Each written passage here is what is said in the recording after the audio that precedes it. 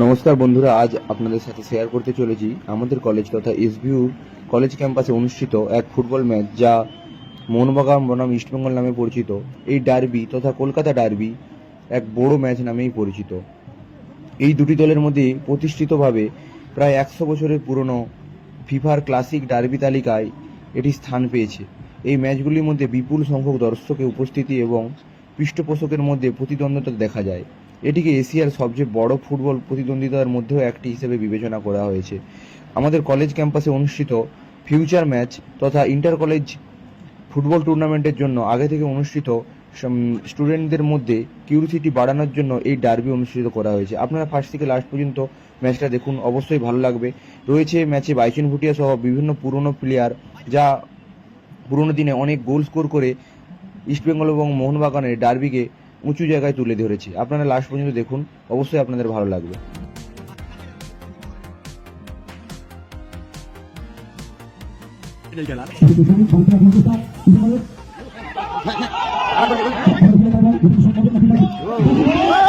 ए बाबा तुम्हें बहुत तक बाजी उठा कहना लिया बाजी उठा किस बात भाई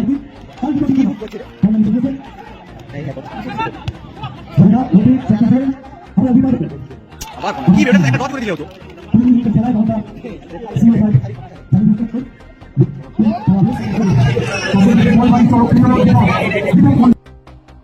দেখতে দেখতে মোহনবাগান দারুণ পাসের মাধ্যমে একটা দারুণ গোল করে দিল।